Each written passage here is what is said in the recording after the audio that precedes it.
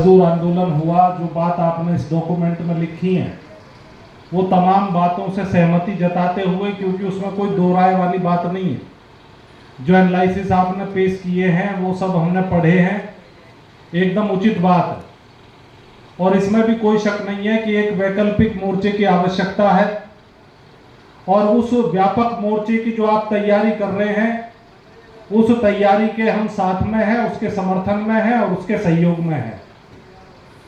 अभी ग्राउंड के स्तर पे तमाम तबकों में तमाम तरह का असंतोष है। अभी नोएडा में आप देखो कि दमन की सारी सीमाएं पार की गई हैं। कई हजार मजदूरों ने जब आंदोलन किया तो केवल 62 लोगों की गिरफ्तारी दिखाई और गिरफ्तारी करी थी 1200 लोगों की। हमारे जो सीटू के अध्यक्ष हैं कॉमरेड गंगेश्वर, इन्हें 9 तारीख में ही नजरबंद कर लिया, अभी 21 तारीख में इन्हें छोड़ा। 3 दिन मुझे नजरबंद करने की कोशिश करी।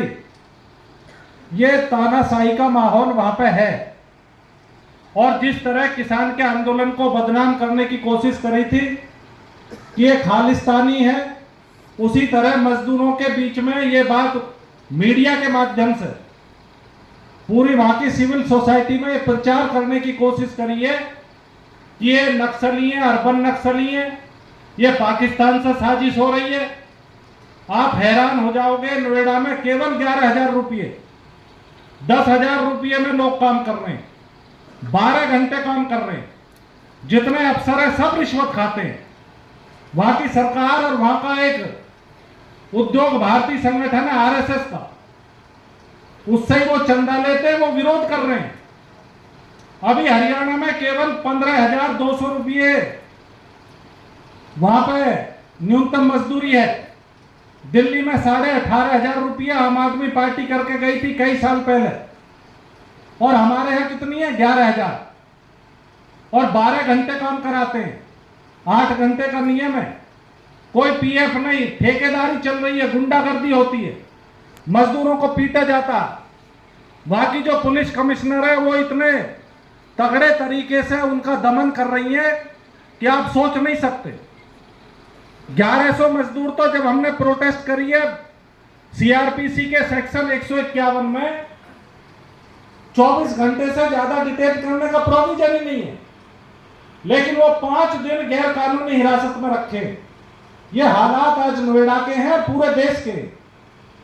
ये दमन और उत्पीड़न के माध्यम से, लोगों को दबाने के माध्यम से, और यही हालत हमारे यहाँ किसानों की भी है। मैं किसान सभा का वहां जिला अध्यक्ष हूं। हजारों की संख्या में हम हर साल प्रदर्शन कर रहे हैं। लैंड एक्विजिशन के मुद्दे पे बहुत तगड़े हमारे आंदोलन, और लगभग हर साल हम लोग सैकड़ों की संख्या में जेल जा रहे हैं। कभी 26 दिन, कभी 1 महीना, 20-20, 25-25 मुकदमे हम लोगों के ऊपर है।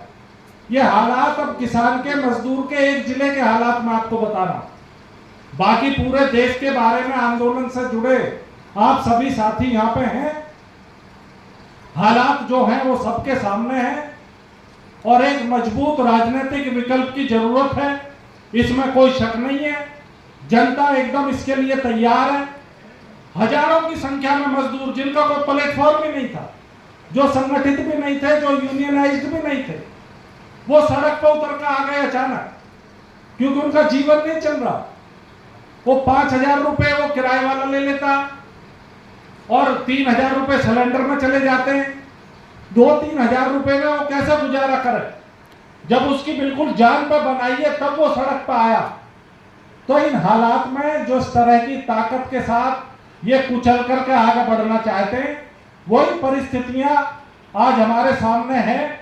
और इन परिस्थितियों में ये मौका हमारे सामने है कि हम सब मिलकर के एक पॉलिटिकल विकल्प, जो घोषणा पत्र आपने लिखा है एकदम बिल्कुल ठीक है, इसमें सारे मुद्दे, और इसको लेकर के हमें आगे बढ़ना चाहिए और आक्रामक तरीके से जन आंदोलन जिले के स्तर पर, राज्य के स्तर पर खड़े करने की जरूरत है।